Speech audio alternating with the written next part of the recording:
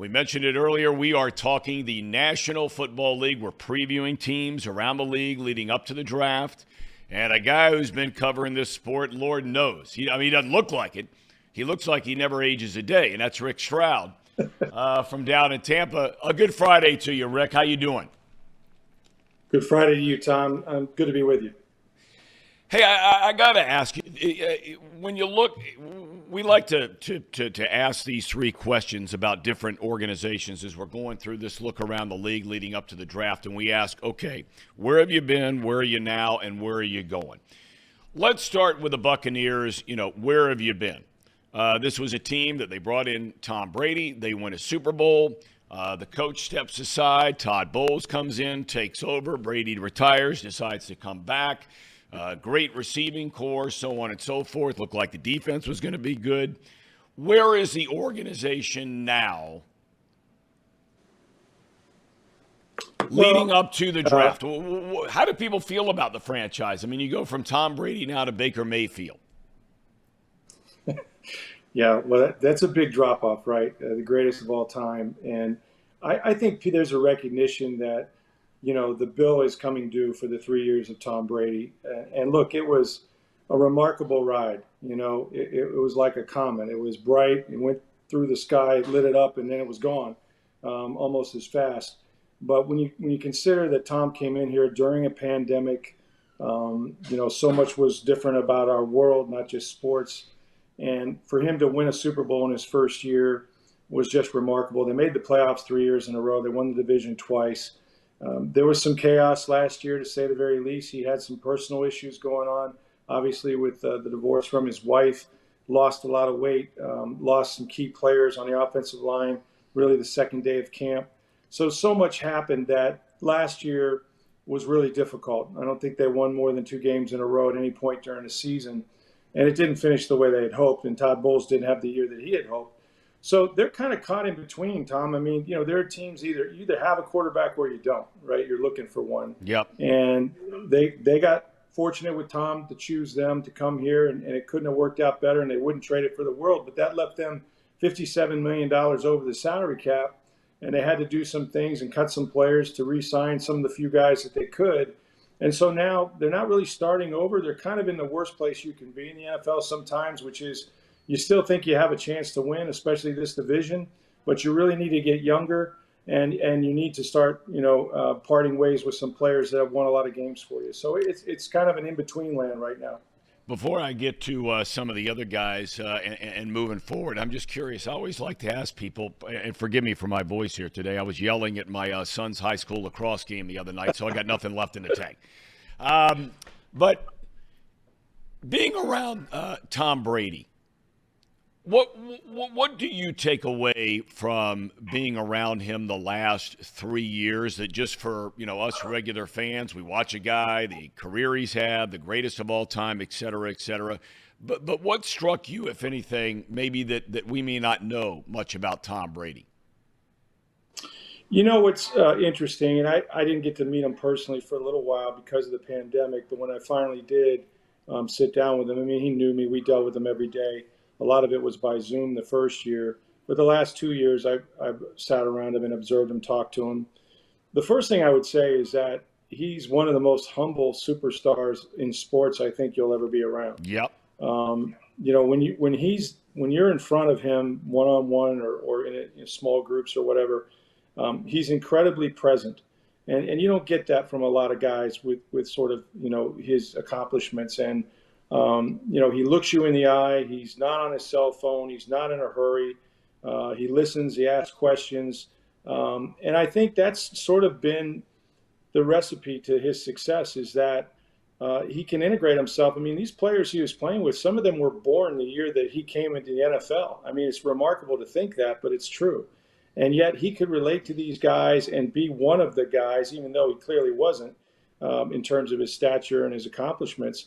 But he loves everything about the game. I mean, he loves the preparation. He loves the locker room, and the one thing I think he imparted on these guys almost from the first day is, what it takes to win in this league, the commitment you have to make. And no one has made a bigger commitment in this sport than Tom Brady physically or mentally, right, to play at 45 at the level he did. But I think guys didn't want to disappoint him when he got here. They felt fortunate that he chose the BUCS.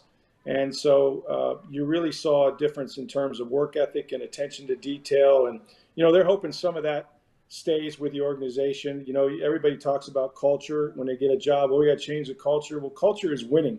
And Tom Brady's the greatest winner that there's been in this sport. And so, it's a chicken and the egg thing, but they're hoping that there's a lot of Super Bowl champions that will remember the commitment you have to make to win games. I got to tell you, Rick, and you've been around the league forever and a day. I think there are some things to like about Baker Mayfield. We saw him inside the division here in the AFC North.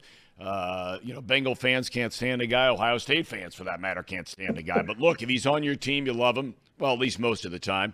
And if he's not on your team, you don't like him at all. He plays with fire. He plays with passion. I think he cares. I think he wants to be a good player. What have been your impressions so far since they brought him in? Well, they've been good. And I don't think that Baker Mayfield is, the kid that came out of Oklahoma. I mean, he's been through some stuff. If you think about it, this is his fourth team, Thom, since last July. I mean, that is not a journey that he would have picked for himself or any player, right? And when he went to Cincinnati, I mean, it's undeniable that you have to look at the franchise that he joined, right? When he got there, they had gone 3-13, 1-15, and 0-16. He had 4 head coaches and 5 offensive coordinators. And in his third year, he took them to a playoff game and won it in Pittsburgh. Yep. And so he has talent. He has a strong arm for a guy his size. He absolutely has, a big edge to him. He's always been that guy, right, that people counted out. I mean, the stories about only having a couple of, offers coming out of high school, and it was FAU, Washington State, and stuff like that. So what he's accomplished has been remarkable. And I think that this is a good situation for him because, he's going to have to compete for the job with Kyle Trask. But there's enough pieces here from that Super Bowl team, especially on offense. If they can build a line around him with Dave Canales and what they're going to do on the offensive system, I think it's going to fit him well. Apologize for the noise, guys. No, don't apologize at all. Believe me, it's chaos around my house. It looks like you might be at home. It's constant chaos. Kids, Good dogs. Friday, kids are home. Absolutely. Everybody's home. Thank God for that, safe and sound. Let's start with the offense. And we've touched on Mayfield a little bit. There are definitely some really good pieces as far as the skill positions are concerned, especially at wide receiver. But when you look at the running back situation, Fournette's not there anymore. They've let him go. And the offensive line had so many injuries and so many questions, even for those that filled in. Offensively speaking, what needs to happen between now and the draft or post-draft to get this to be a good offense again? Because it seems like there are enough pieces where it could be a good offense again. Yeah, I think there's enough pieces. I think that they went through a lengthy process and talking to offensive coordinators. And look, this is a tough sell. I mean, this is an important year for Todd Bowles, right? There's no guarantee. He won 8 games last year. They did win the division, but they were 8-10.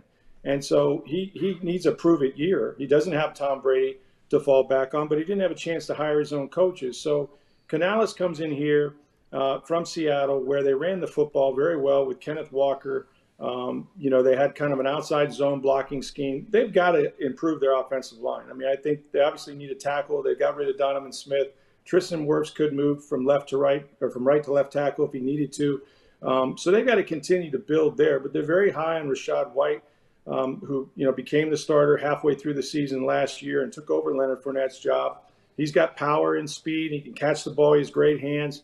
But he's a young player. He has to do it, right? They've got to find a way to get him productive on the field. But I think the commitment to running the football and being a little more balanced is going to be there. Now, balance doesn't necessarily win. You have to do what you can to win. But they were last in rushing attempts last year, and that's just not a good recipe, even with Tom Brady, right? And so I think it'll be a different offense. They'll have to, play a complementary game. They still have a lot of good pieces on defense. It's a fast defense. They got to add to that too. But, playing more to the strength of their team, which is field position, defense, and not making mistakes, I think they have a chance to win. Look, this division outside the fact that Derek Carr went to the Saints is still quarterback, absent when you think Yeah. about it. I mean, Carolina's going to draft a guy number one.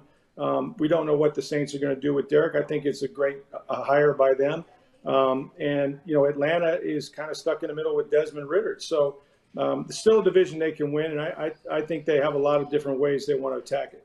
All right, final two things I want to ask you about. Number 19 in the draft, if indeed they decide they want to go offensive line, a lot of people have speculated that's where they're going to go, but a lot of teams give you that thing, best player on the board, who's left, et cetera, et cetera.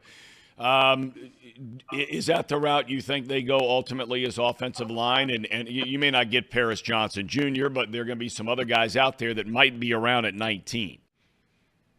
Yeah, I do. And it's hard to say because 19 is one of those spots where if you're the Buccaneers and you do need offensive line help, but you also need other things too, right? You need safety help. You need an edge rusher as desperately as anything. I mean, Shaq Barrett's coming off an Achilles injury that cost him half the season. You don't know what you're going to get from him at 31 years old. Joe Tryon-Shoyinka has not really stepped up the way they wanted him to on the other side. So they're going to have to address a lot of areas. And so at 19, you might be in a situation, and Jason Light has done this, where he's traded up, traded down. Maybe you can get, two players in that, 20 to 27, 28, 30 range that have the same value on your board. But there's no question they have to come out of this draft with a tackle, whether it's left or right. Again, I think Tristan Wirfs is able to move to the left side if he needs to. Preferably you get a left tackle, but if not that, you're looking at the safety position. You're looking at edge rusher, even inside linebacker, because Levante David is 33 years old and it's got a 1-year deal, and Devin White's a free agent next year that you got to sign to about $100 million contract. So they have a lot of needs, and I really do believe that they've tried to cover themselves in free agency so they're not hostage to a position. But definitely the offensive line is going to be a priority in this draft. I know you don't cover the Panthers, but if you were a betting man, who they taking with the first pick? Wow, that's such a great question, and I think it's probably different every day. If it goes the way I think it's going to go, I think it's going to be C.J. Stroud, because I just believe that they probably feel more comfortable with the size that he has, and he's been very productive, obviously, at Ohio State. Bryce Young, to me, is an exceptional player. I don't know that I could pass on the production that kid had, regardless of his height. He's been that size. He's played in the SEC. He dominated a conference that is the best in college football. And I've watched him play. I've watched him throw. I think he's got all the throws. But I think they'll probably go with C.J. Stroud if I was a betting guy. All right, you've covered the league for a long time. I'm going to throw another one out of left field at you, because I just find this to be one of the most fascinating stories I have seen in sports in a long time, and that is this Lamar Jackson thing. I mean, golly day, there are so many tentacles off of this thing, and I mean, here in Cincinnati, they played the regular season finale here. A week later, opening round of the playoffs here. Lamar Jackson did not even travel with the team. Forget the fact that he couldn't play. He didn't even come to the game in Cincinnati to cheer on his teammates. To me, if I ran that franchise, that would have been it. Cut bait, see you later, catch you on the flip side. But that's me.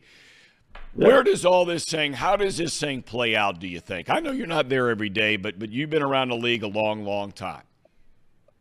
Yeah, it's a difficult situation, and I do know Todd Monken pretty well, who coached here and had Baker in Cleveland for a year, and he was brought there, to help Lamar Jackson and to install an offense that, obviously parts of it was successful at Georgia, and just in talking to him, he's like, look, if Lamar's not going to be here in the off season, in OTAs and all that. There's really little I can do with this offense. We're going to have to pick up where they were a year ago. And so there's a lot at stake here to get him signed and get him signed soon. The rhetoric has not been good. I think not having an agent certainly was difficult. Anytime you have to talk directly to the player. I just don't think Lamar has many options, and I don't see them trading them. I think, teams are scared by the guaranteed money aspect of it. Plus, you can go through this whole exercise and not get the player because they could match it, right? Yeah. So I think he's going to end up playing in Baltimore. And maybe it's for a smaller deal, or in terms of length of years, maybe it's 3 years, 150 million, most of it guaranteed. Who knows? But I can't imagine that you would ever want to part ways with a talent like Lamar Jackson. I know the Ravens don't.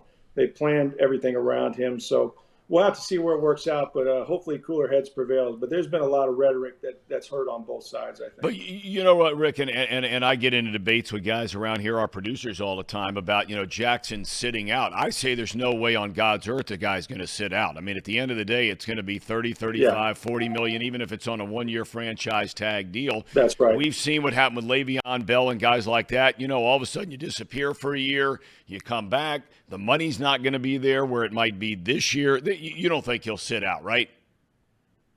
I don't. I think the system is just built that way. It's the league, the players agreed to these franchise tags, and this is what it's for, to protect your best players. Their problem is with the NFLPA. It shouldn't be with any team that wants to franchise you. Obviously, Baltimore would like to lock them up. They should have done it before now, but they really don't have. Players don't have a ton of leverage in this situation other than not playing, and you're never going to make up that money. And you're right, you lose a year of production, and it's just not a good thing for anybody. So my guess is that he'll end up playing for the Ravens, but we may have to ride this one out until training camp. All right, before I let you go, I do have one more question for you, because around here it was a huge story, as you well know. When the Bengals and Bills game was canceled because of the injury to Hamlin, they didn't make up the game, nor should they have made up the game, okay? But all of a sudden now they start talking about coin flips and all this kind of thing. With all the sources you have around the league, do you think, and it didn't happen because Cincinnati beat Buffalo, so the Bengals had to go to Kansas City, the team they had beaten already during the regular season, to play in the championship game. Do you think in the NFL we are moving toward having a neutral field championship in the NFC and the AFC? Absolutely. I mean, I think that trial balloon, the NFL is famous for floating these, right? And I mean, all you have to do is look at how they've monetized things like the NFL draft, right? Things like the combine, which is going to start to move around, from city to city. Everything now is a TV show. Everything is a week-long event, right? Imagine having the NFL experience in a week-long celebration and name the city for the AFC or the NFC championship. Let's be honest, it's unfortunate, but a lot of times the regular fan is priced out of these events anyway. Yep. So I absolutely do believe, and I think it's unfortunate. Home field advantage should mean something. If you're in Buffalo and it's 20 degrees below and snowing or whatever, that should be your advantage for winning it all, for having home field. But I think when they get to the championship game, I expect that to happen. It's just like, they can't get too much of anything if someone's willing to pay for it. We're going to have 2 Thursday night games at one point, I think. Maybe they tabled it for now, but that's going to happen at times. And so I looked at that and I said, okay, this is where the league is heading, and I'm not sure that it won't get there eventually. Well, Rick, I can't thank you enough for your time, my friend. You've been doing it so well for so long, and keep on rolling, my friend. Thanks for our visit today. Really appreciate your time. Thanks for having me, Tom. And I'm going to tell 2 little girls they need to be quiet when Dad's on these Don't shows. ever tell the little girls to be quiet when Dad's doing it. I mean, come on. You got to be hanging out with them. Go have fun. Good Friday to you, and happy Easter weekend. Same to you. Thanks for having me. All right, thank you so much. Now, that guy's on his game.